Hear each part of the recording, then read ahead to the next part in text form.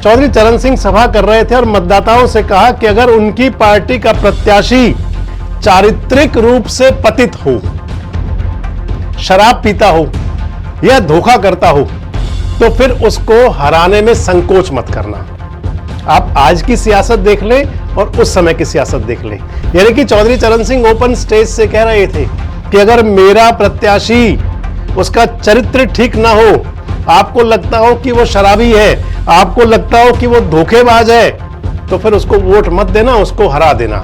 चौधरी चरण सिंह एक साधारण किसान का रूप बना करके एक साधारण किसान के रूप में पहुंच गए थाने में, पता किया, किसान की बात ठीक थी, वहीं पर ही लेटर हेड बनाया और उस पर लिख दिया कि इनको सस्पेंड किया जाता है। नीचे दस्तखत किए, मोहर लगाए, चौधरी चरण सिंह प्रधानमंत्री भारत सरकार।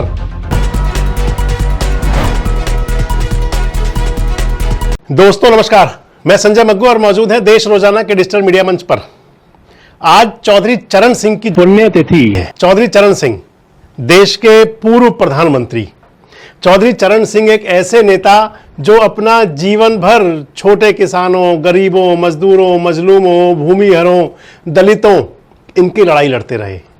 चौधरी चरण सिंह उत्तर प्रदेश के उस हिस्से से आने वाले नेता जहां पर कि अगर आज की राजनीति में चलें तो पता नहीं कितना विद्वेष हो जाता, लेकिन चौधरी चरण सिंह ने उत्तर प्रदेश के मुख्यमंत्री रहते हुए भी, देश के प्रधानमंत्री होते हुए भी और फिर पश्चिम उत्तर प्रदेश की सियासत करते हुए भी कभी भी उस प्रकार के वैमनस्य को कहीं सामने नहीं आने दिया। चौधरी चरण सिंह एक ऐसे नेता थे जो कहा करते थे कि देश की उन्नति का, देश की प्रगति का रास्ता खेत खलिहान से होकर गुजरता है। यानी कि जो महात्मा गांधी की सोच थी उसी बात को कहा करते थे चौधरी चरण सिंह। इरादों के पक्के, बात के धनी, और जब तक खुद ना देख लें तब तक कोई निष्कर्ष नहीं। कई वाकई चौधरी साहब के बारे में है, कई संस्मरण हैं चौधरी चरण सिंह के बारे में, कई ऐसी बातें हैं जिनको सोच करके आप कह सकते हैं कि आखिर आज क्या ऐसे सियासतदान होंगे। चौधरी चरण सिंह जब सत्ता के शिखर पर थे तो एक बार एक किसान ने उनके पास एक शिकायत भेजी।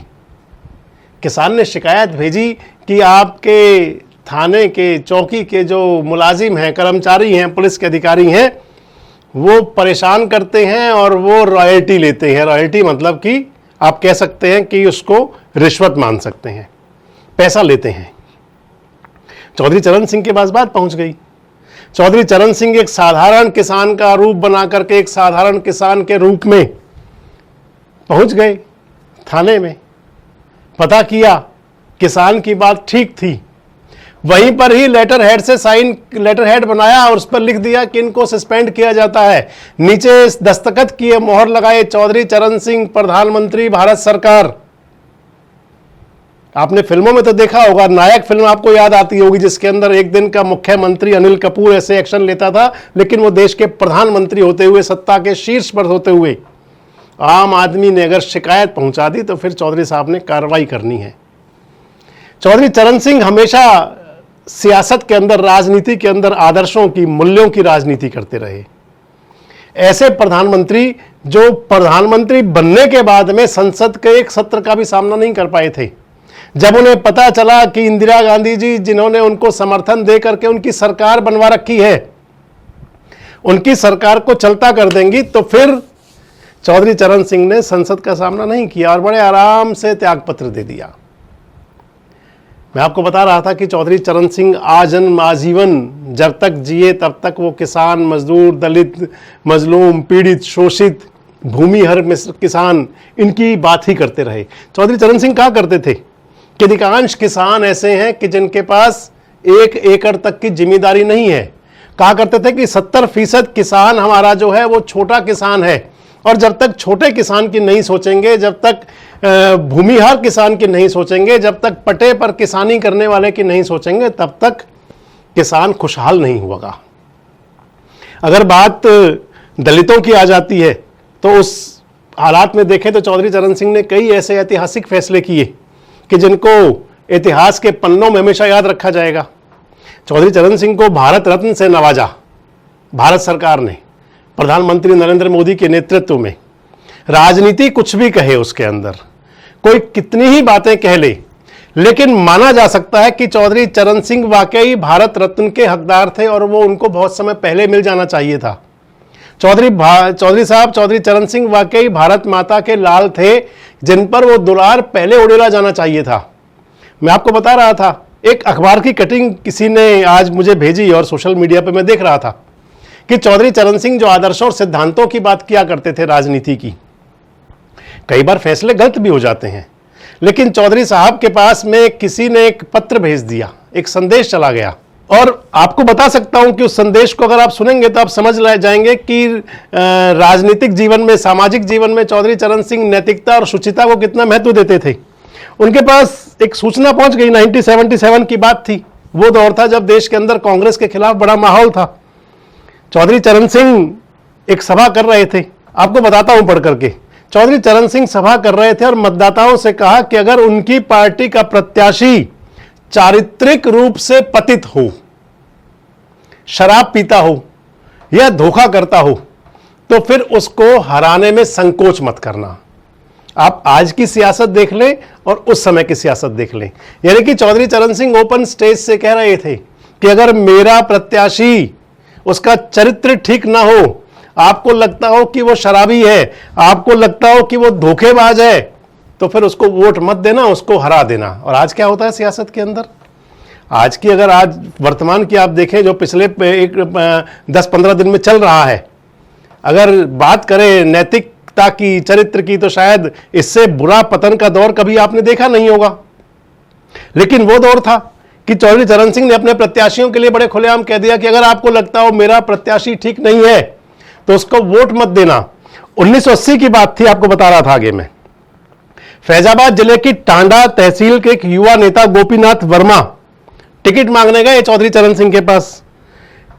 टिकट मांगने गए तो चौधरी चरण सिंह जी ने कह दिया, चौधरी साहब ने कहा जाओ क्षेत्र में काम करो, सूचित कर दिया जाएगा। राजनेता यही कहा करते हैं।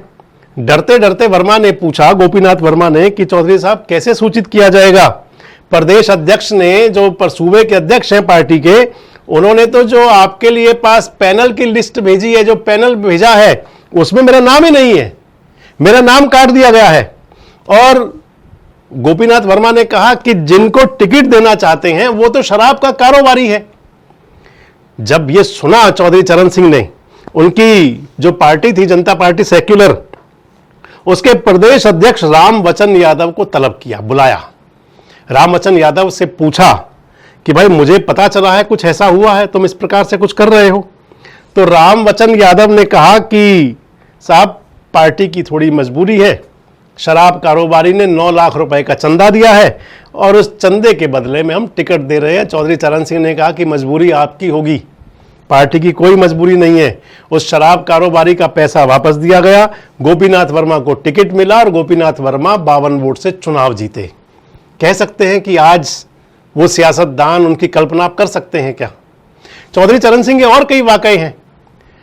मुझे एक वाकया याद आता है, बताया करते थे, पलवल से चुनाव लड़े थे 1982 में इंडिपेंडेंट पहली बार सुभाष कत्याल।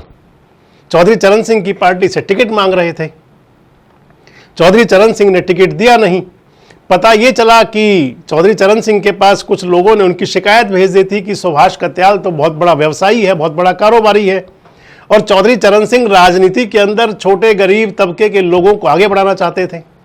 चौधरी चरण सिंह को पता लगा कि वो बहुत बड़ा कारोबारी है, बहुत बड़ा व्यवसायी है सुभाष कत्याल, तो टिकट काट दिया। टिकट काट दिया, सुभाष कत्याल इंडिपेंडेंट चुनाव लड़े। चौधरी चरण सिंह सभा करने आए और गुस्से में थे। चौधरी चरण सिंह सभा करने आए, अपनी टिकट उन्होंने राजेंद्र सिंह मलिक को दिया। सभा करने आए तो कहा कि सुभाष कत्याल की जमानत जब्त करा देना। चुनाव हुआ, सुभाष कत्याल थोड़े वोटों से चुनाव हार गए, लेकिन बाद में चौधरी चरण सिंह ने उनको चिट्ठी लिखी सुभाष कत्याल को। उस चिट्ठी में कहा कि प्रिय सुभाष, मुझे अंधेरे में रखा गया था, मुझे नहीं पता था आपके बारे में कि आप एक गरीब मजदूर परिवार से, और मैं आपके उज्जवल भविष्य की कामना करता हूं। ऐसे चौधरी चरण सिंह थे। टिकट कट गया, नेता पार्टी छोड़ गए, कौन आ रहा है कौन जा रहा है। आज की सियासत तो आप यही देख सकते हैं। लेकिन अगर कहीं ये लगे कि हमसे कहीं कोई चूक हो गई और उसको मानना ये चौधरी चरण सिंह जैसी शख्सियत ही कर सकती थी। मैं आपको बता रहा था कि भारत रत्न मिला चौधरी चरण सिंह को। चौधरी चरण सिंह को भारत रत्न मिला, लेकिन मिलने में देर हो गई। अगर आज की आप सियासत को देखें, किस लिए मैं कह रहा हूं कि भारत रत्न के हकदार थे पक्के वो। सियासत के अंदर होते हुए, गृहस्थी होते हुए, पुत्र परिवार सब कुछ होते हुए, इसके बावजूद चौधरी चरण सिंह नहीं चाहते थे कि उनका बेटा चौधरी अजीत सिंह राजनीति में आए। विदेशी यूनिवर्सिटी में पढ़े हुए चौधरी अजीत सिंह, आज उनके बेटे जयंत चौधरी भारत सरकार में वजीर हैं। चौधरी चरण सिंह नहीं चाहते थे अजीत सिंह मैदान में आए, चुनाव में, राजनीति में आए, तो जब तक चौधरी चरण सिंह रहे तब तक सियासत में नहीं आने दिया उनको। हालांकि बाद में चौधरी चरण सिंह की विरासत के नाम पर सियासत चौधरी अजीत सिंह ने भी की और आज चौधरी जयंत भी कर रहे हैं। लेकिन राजनीति के अंदर अपने मूल्य, अपने आदर्श, अपने सिद्धांत, अपने उसूल, उन पर चलने वाले कुछ लोग अगर देश में हुए तो उनमें एक चौधरी चरण सिंह थे। आज उनकी पुण्यतिथि पर देश रोजाना परिवार भी उनको शत-शत नमन करता है और उनको सच्ची श्रद्धांजलि अर्पित करता है। हमारे साथ जुड़े रहने के लिए सब्सक्राइब करें देश रोजाना के YouTube चैनल को और नई वीडियो की नोटिफिकेशन पाने के लिए बेल आइकन जरूर दबाएं। अगर आप ये वीडियो Facebook या Instagram पर देख रहे हैं तो पेज को लाइक और फॉलो जरूर करें और ज्यादा से ज्यादा शेयर करें।